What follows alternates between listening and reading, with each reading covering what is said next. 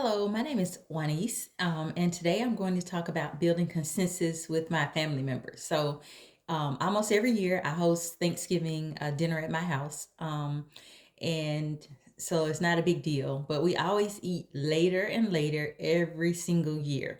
Like if we say you're going to be there at 5, people show up at 7 or 8, and that kind of impedes my shopping because I like to shop on Thanksgiving Day, as you know, before Black Friday. So I would like for our family members to show up earlier. So I got my four siblings together and I tried this activity out on them to build consensus because they're some of the later people who come the latest. Like they don't have any sense of time. I used my two sisters and my brother, and I included my brother in law for a total of five participants. So when we tried the Fist to Five activity, it actually was more successful than I thought it would be.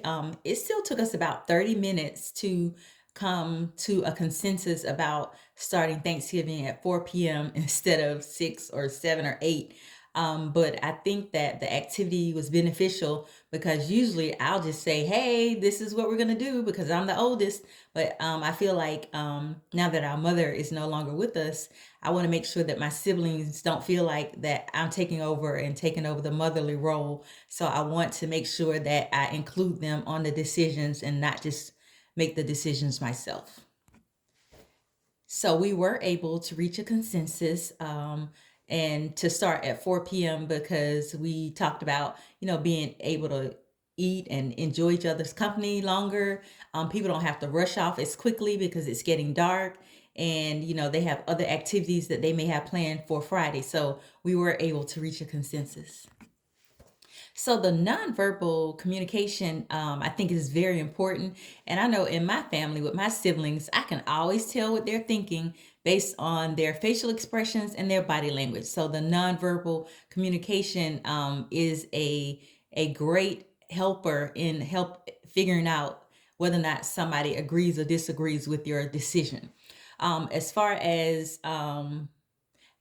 difficulty with my nonverbal communication, that's something that I've been working on and I continue to work on because I know that my face sometimes says what my brain may be thinking, or my body language can sometimes be kind of a put off for some people. So I've been working on controlling my facial expressions and watching my body language so that I don't sway a decision or proposal or anything, my way, but giving people an opportunity to make up their own minds and choices.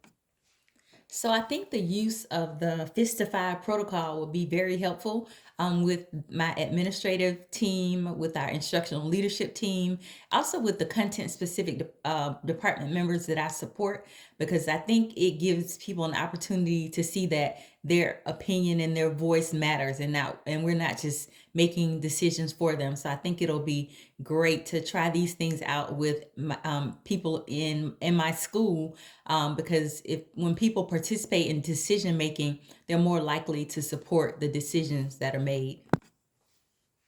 So my definition of consensus was different from DeFore's definition because I've always thought of consensus as everybody having to agree with the decision. So with all the discussions that we've ever had, at some point when we came to consensus, people who may have been against the decision in the beginning may have decided that, okay, they give up, they don't want to argue anymore, and they'll just go with, kind of like what everybody wants to do. But his definition of consensus, I think, is a bit more fair because it includes other people's opinions and people's voice, and everybody has some say. And consensus is not reached until people have had a chance to voice their opinion and they can say what they agree with or disagree with, and that in the end they're going to support the decision that is being made. So I think that is a great example of consensus.